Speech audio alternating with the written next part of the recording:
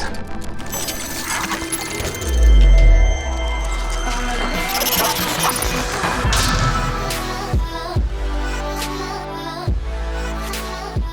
Welcome back, guys, to another Clash Royale video, and today we're going to be taking a look at the HOG Rider, because of course the HOG Rider did get nerfed in the recent update, and I know a lot of you guys are concerned and wondering about the HOG Rider, so let's take a look at it and see how much of an impact the nerf actually had.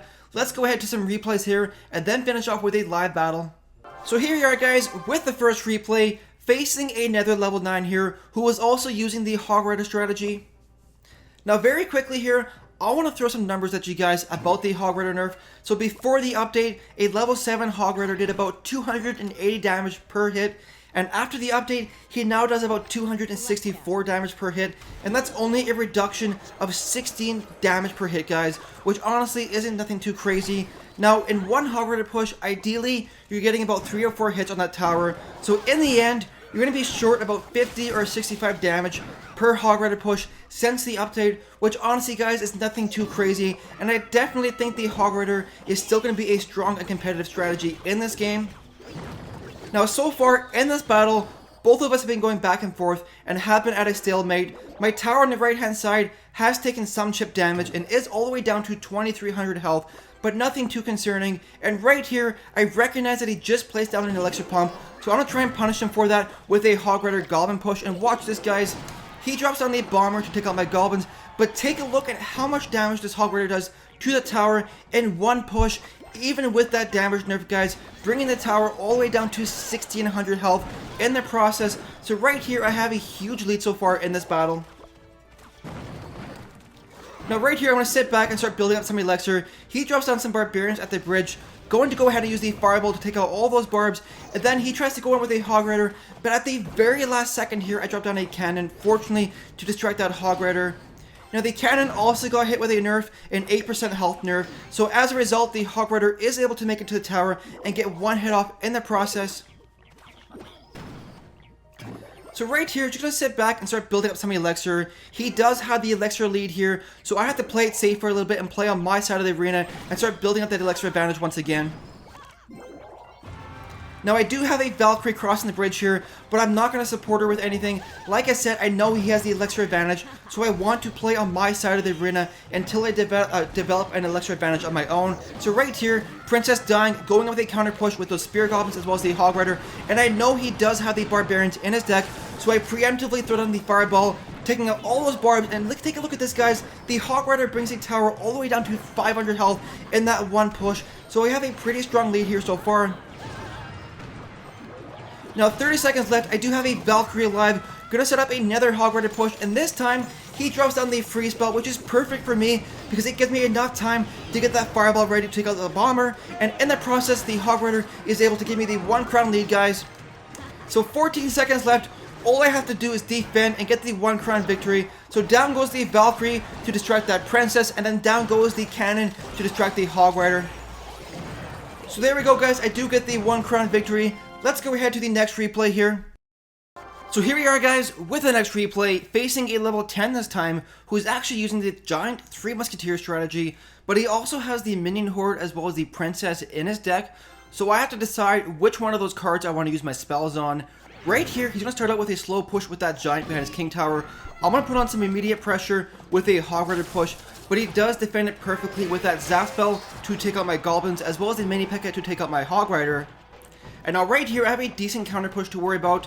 Going to go ahead and use these spear goblins to take out that mini P.E.K.K.A. And then once that giant crosses the bridge, I'm going to go ahead and use the Valkyrie behind the giant to hopefully take out that princess, and then use the cannon to distract the giant. Now, fortunately for me, he makes a huge mistake, and he drops the spear goblins, which actually distract my Valkyrie from the giant, and allow the Valkyrie to take out that princess, which honestly is a good thing for me, and a huge mistake on his part.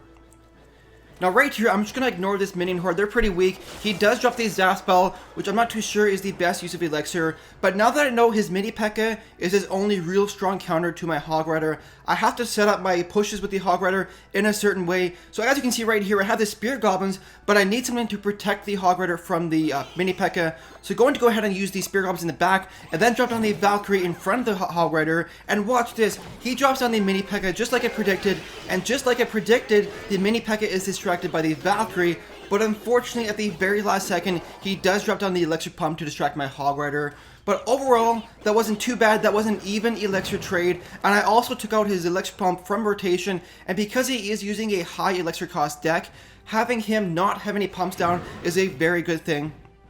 Now right here, he's going to start setting up another push on the left-hand lane there with that Giant. I'm going to go ahead and use the Musketeer way in the back and start getting ready for this defense right here.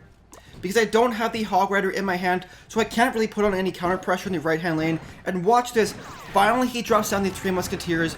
I'm going to go ahead and use the Zap Spell first, and then use the Fireball to take him out. Whenever you're using the Zap Fireball combo against 3 Musketeers, you want to try and use the Zap first to prevent the Fireball knockback from pushing them out of your Zap Spell radius. And right here, he does drop down the Princess.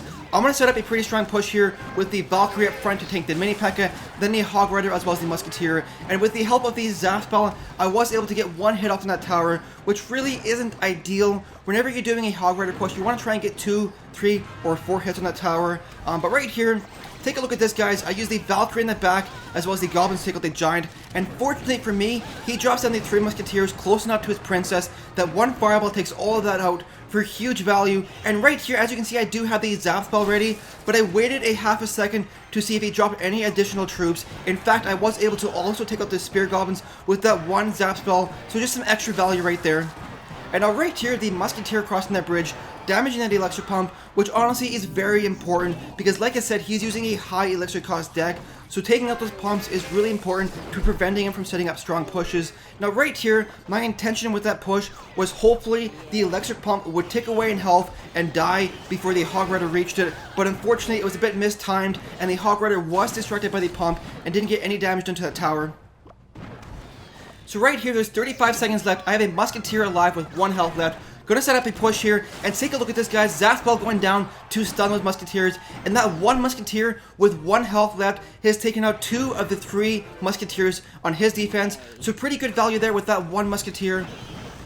Now right here, I have a pretty strong push to worry about. Go ahead and use the Fireball to damage that Princess as well as the Goblin and get some pretty good value for that 1 Fireball. And right here, setting up 1 final push, and take a look at this. He has no Elixir left to defend. The Goblins as well as the Musketeer taking out that Mini P.E.K.K.A, and the Hog Rider able to give me the 1 crown victory over a higher level, guys. Let's go ahead to the next replay here. So here we are, guys, with the next replay, facing another level 9 here, but he has 3 legendaries in his deck, the Miner, the Ice Wizard, as well as the Princess, so he's a pretty lucky guy, and he also has a level 4 P.E.K.K.A as well as a level 4 Dark Prince, so I feel like I have a bit of a disadvantage in this battle, so this should be a pretty good example as to whether or not the Hog Rider strategy is still really strong in this game. Now right here, he drops down a P.E.K.K.A way in the back, setting up a slow push in the left-hand lane. I'm going to do an immediate push on the right-hand side and start putting on some counter pressure here. And take a look at this, guys. This is a perfect example of how the Hog Rider strategy is still really strong and competitive in this game. Only 40 seconds into the battle, and I already have a 1 crown lead with just a Hog Rider as well as some Goblins in the right-hand lane. But we do have a strong push on the left-hand lane to worry about here. Going to go ahead and use the Valkyrie to tank that Dark Prince as well as the P.E.K.K.A. She does have a decent chunk of health on her. And right here at the very last second, going to go ahead and use that cannon to soak up that charge attack from the Dark Prince. And I'm not going to worry about that Miner too much right here because the Princess is the biggest threat in that situation. So going to go ahead and use the Goblins to take her out, and then use the Spear Goblins here to finish off that Miner as well as take out the minions. Now at this point in the battle, there's 1 minute 45 seconds left. I have a 1 crown lead, and his King Tower is all the way down to 2,900 health. Now I know that my tower on the left hand side is pretty low so far, so I know he's going to be focusing all of his attention on that left hand lane, and I also know that I won't beat him by brute force with a Hog Rider strategy versus the P.E.K.K.A Dark Prince strategy, so I'm actually going to focus my efforts on the right hand lane and go for that 3 crown victory.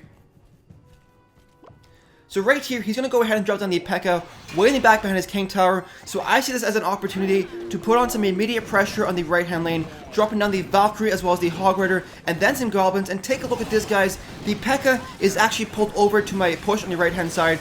But with everything going on with that Zap Spell as well as the Hog Rider and the Musketeer doing crazy damage, I do get the 3 crown victory. Let's go ahead and do a live battle here, guys. So here we go, guys. What kind of opponent do we have? Facing a level 9, not too bad. And I have pushed all the way from like 3,000 trophies up to like 3,200 with this Hog Rider strategy, even after the nerf. So in my opinion, definitely very much still alive. Now he drops the pump off in the right corner. Going to start setting up a slow push with this Musketeer here, way in the back, and see what he does. He drops down some minions. I don't have anything else to play here, so we're going to use the Spear Goblins with the Valkyrie up front. And let's Fireball. Can we get all this? Zap this. Zap, I said. And Goblins at the very last second here. And we should be able to get that right tower. I know he's fairly low in Elixir. So bringing it all the way down to 500 health in the process, so definitely not too shabby right there. Gonna go ahead and use these Spear Goblins here, because I don't want that mini Pekka even getting one hit off in that tower. So if we play things right from here on out, we should get at least the 1 crown victory. So let's see here. Hog Rider. Do we want to send in a naked Hog Rider by itself? Let's go ahead and use the Hog Rider. He probably has a cannon. Let's see here. He does. And I can't hit all that with the Fireball. So naked Hog Rider wasn't the best decision there. Let's start setting up a push in the left-hand lane with this Valkyrie, because I know that's the lane he's going to be focusing on. Cannon here with a Zap spell here. And some Spear Goblins on this side. So my biggest concern here is the fact that he's pumping up, and I don't want him to be able to punish me later on in the battle. Let's go ahead and use the Musketeer here to kill that princess, and then use some Goblins to support her. And hopefully we get this tower here. Come on, one more shot. Nope. That tower is in Fireball range though, so I can use the Fireball to damage that tower as well as the pump. So that's not too bad. That actually might be... I'm going to wait till I get to 10 Elixir before I do that, because I don't want to get punished with a counter push. Let's use the cannon here with the Zap spell. Take out all those Goblins. Then the Musketeer here. Oops, I didn't see those minions yet, so that wasn't too smart. So he might take our tower here, guys. We don't have enough Elixir to defend this push. And let's use the Valkyrie right here. Take out those Goblins. Come on, Valkyrie, kill that princess. There we go, not too bad. So 35 seconds left. All I really have to do is defend here. I'm not going to worry too much about this princess yet.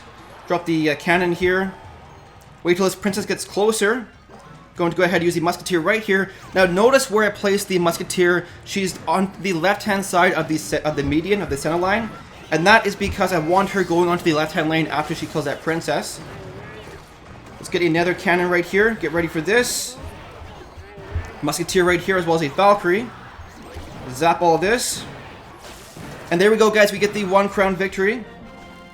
Anyways, that's going to do it for today's video. I really hope you enjoyed it. If you did... Oh, did I say good luck? I meant good game. Sorry. I didn't mean to BM right there. Anyways, guys, if you did enjoy it, don't forget to like and subscribe. Thank you so much for watching, guys, and we'll see you in the next video.